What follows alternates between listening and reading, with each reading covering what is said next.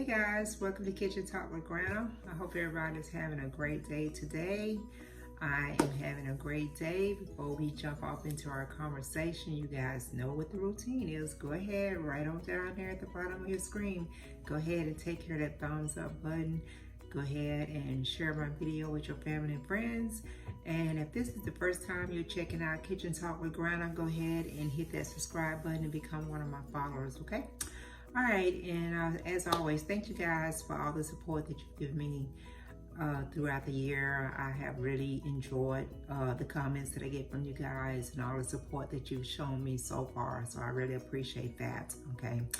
All right, so let's go ahead and jump off into this conversation. You know, it's like right at 2 weeks since we had the election, and we're still waiting to see you know, what our former president Trump is going to do. He's still taking legal actions and trying to go through the court system to see if he's won. He's still claiming that there was fraud and all this kind of stuff.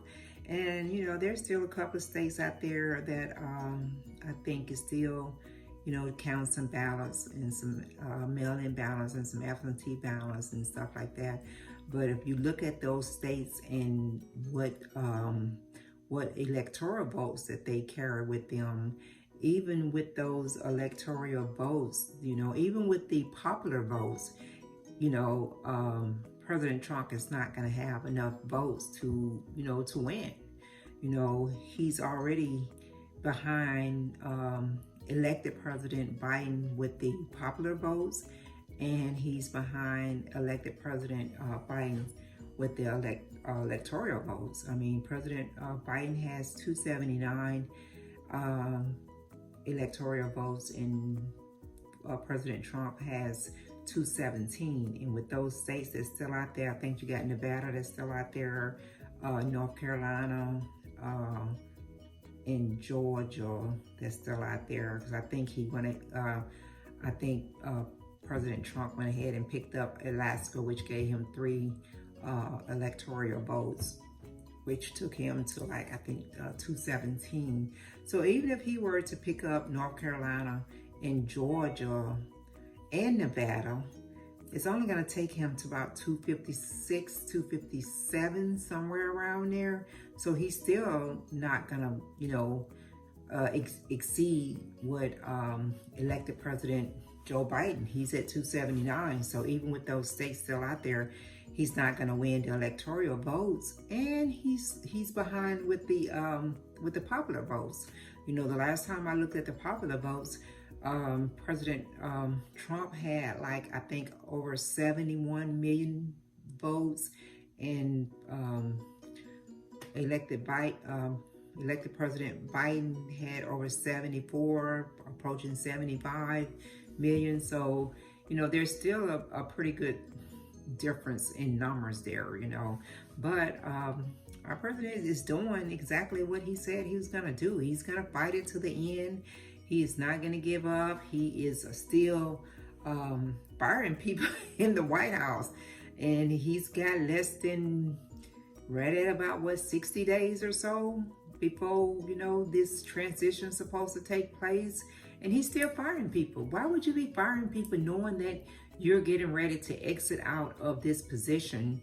You know, why are you even putting people, new people in positions when it could possibly, the people you putting in these positions 60 days on your way out could possibly be on their way out when the new president come into the house? That may not be who they want in those positions.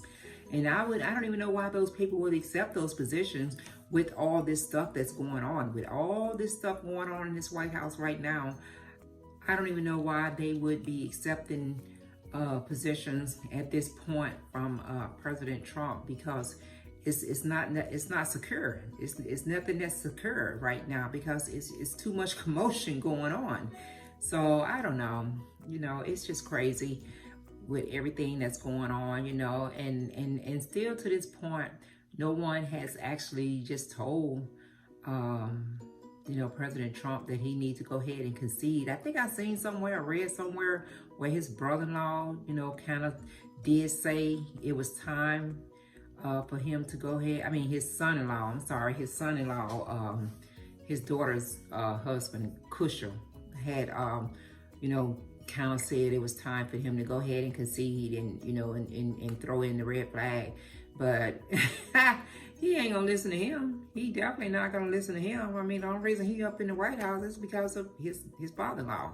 So, you know, and then Mitch McConnell and all them, they're saying, well, he has the right to, you know, you go through the judicial system. He has the right to if he feels like something was not legally done right, or, you know, not coming out saying that they agree or disagree with what President Trump is doing.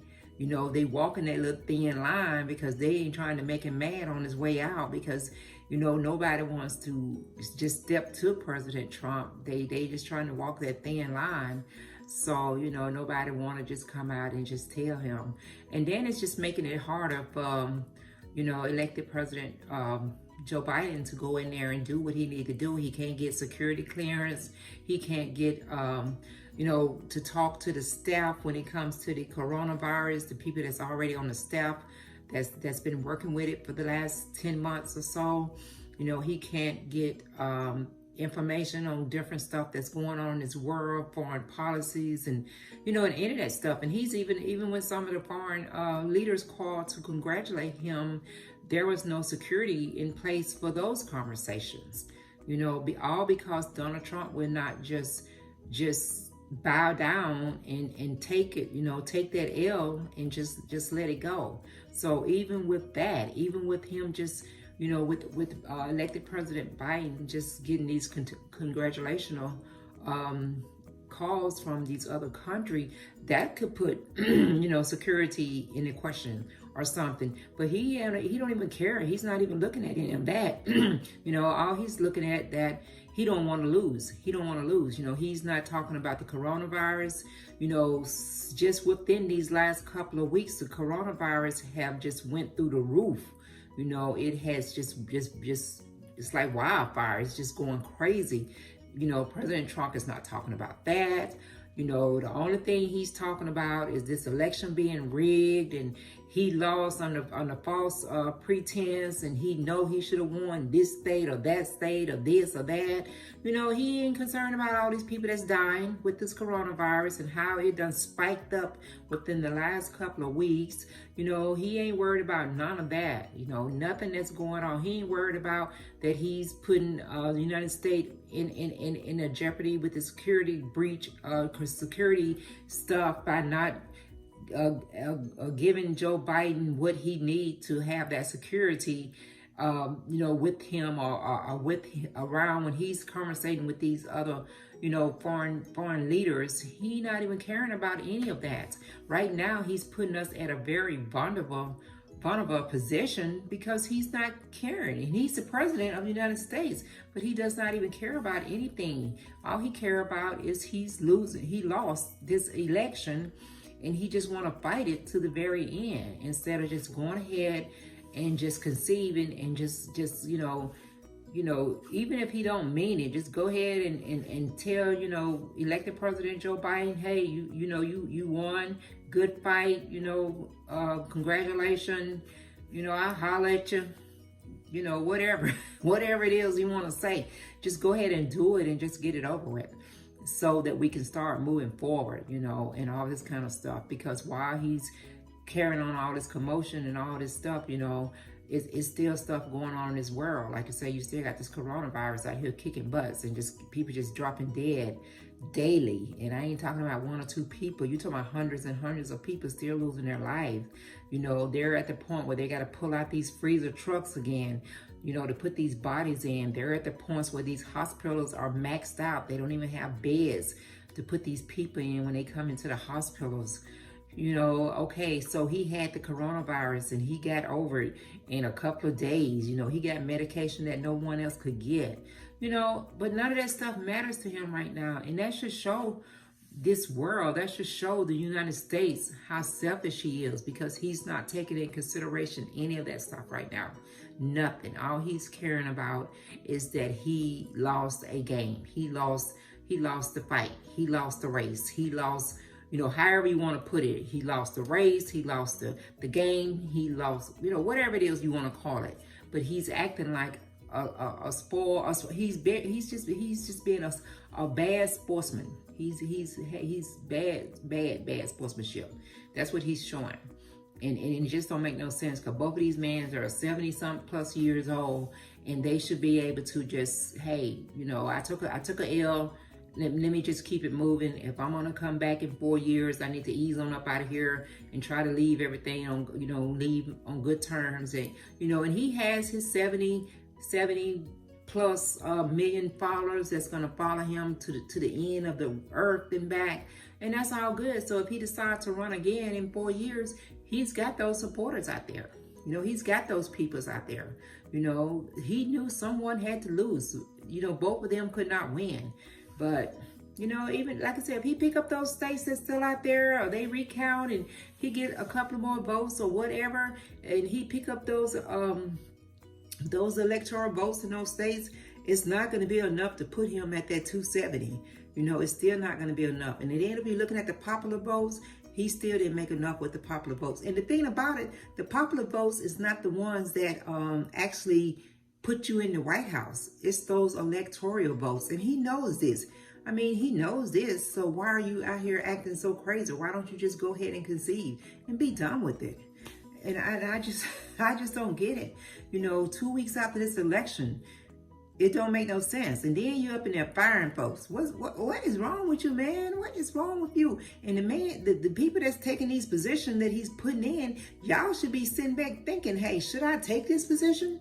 He's getting ready to get up out this office one way or the other. So maybe I need to stay where I'm at. Because if I take this position, maybe when the next president come in, he might just kick me on out the door behind President Trump. So I might need to stay where I'm at.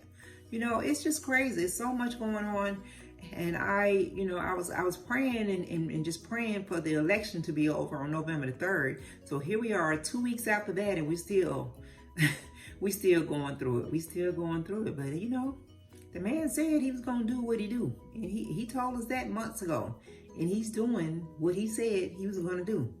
So, you know, it is what it is. We just have to keep waiting, see what happened, you know, keep praying for these people that's losing their family members and losing their life to this coronavirus, and just keep praying about that. And hopefully, you know, they'll come together at the end, and he'll go ahead and do what he needs to do so that they can get this team together, and elected Biden will be able to, with his team, along with his team, be able to come together as one and start, you know, figuring out or coming up with some more plans to contain this coronavirus so that we can get that under control.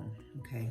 All right, guys, that was just a little something I want to put out there. This, you know, our president's still waiting, and I guess waiting and wishing and hoping that you know, he can some way stay up into the White House. I told you guys, they're going to have to drag that man up out of there. I told y'all that a week or two ago. They're going to have to drag him up out of there, but we going to just keep waiting it out and see what happens, okay? All right, guys, you know, make sure if you're out and about, you're wearing your mask, you're being safe, taking care of yourself, and just be kind to everybody you come in contact with. Hey, and make sure y'all have a happy, safe Thanksgiving. I will not be with you next week, the week of Thanksgiving. I will come to you after that. So have a blessed, safe Thanksgiving. And I'm going to catch you guys after Thanksgiving. I'll see you next time around.